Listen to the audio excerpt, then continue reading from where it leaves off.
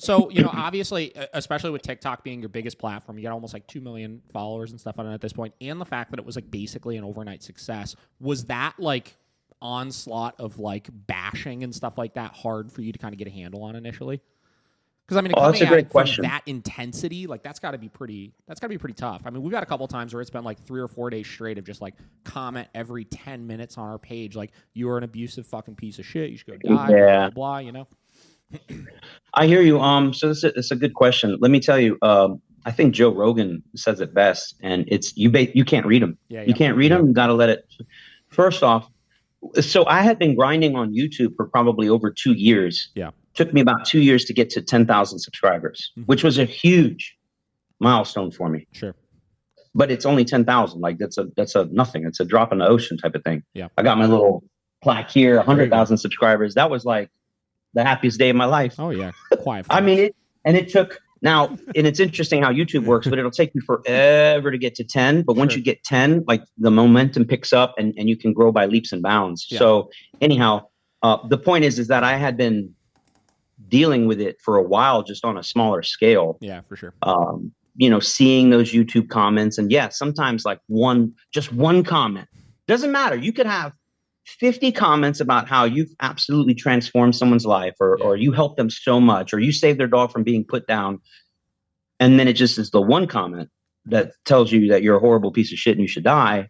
And that one keeps you up at night. And gets you, just ruins the rest of your day. And I wish my wife was here. You could ask her. She's like, oh yeah, there's been those times when Garrett's, just fuming mad and upset. And now we're at a point where I barely can not. I have customer service reps that handle the comments for me. Yeah. Because we're at 300K on YouTube, 2 million almost on TikTok, over 200K on Instagram, and it's just a beast, man. There's no way. The only thing we do now, by the way, because these are the kind of the rules, if you will, like within our company, I appreciate the communication. I appreciate the differing opinions. Mm-hmm.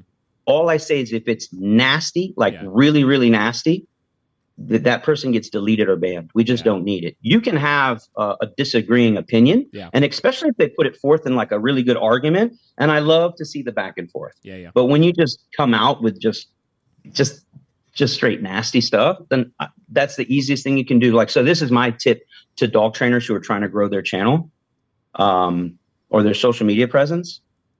Watch this. Delete, and then I've had people too, like, man, I used to follow you. I used to love your content. But this video, I disagree with. I'm not following you. Uh-huh. I don't think I'll notice. In the time it took you to write that, I just had 10 more people subscribe. So I'll be all right. We'll be all right. You know what I mean? So you just don't need the hate, man. You got to learn to just roll with it. Also, you got to remember too, there's the nastiest comments usually come from the craziest people. And what I mean by crazy, I was a police officer for almost 20 years. So we got to deal with a lot of like legitimately mentally unstable people, right? Clinically, whatever the word is, but we would call them Baker Acts. People who have been Baker acted because they're so mentally unstable, they're at a risk to themselves or others. Yeah. These people have access to TikTok too, man. Yeah. And be careful. Like, if you try to start a war with them, or you will never win the argument, because they have no off switch. Yeah. Right. They have no life, and they're going to sit in their mama's basement and just go all night with it, bro.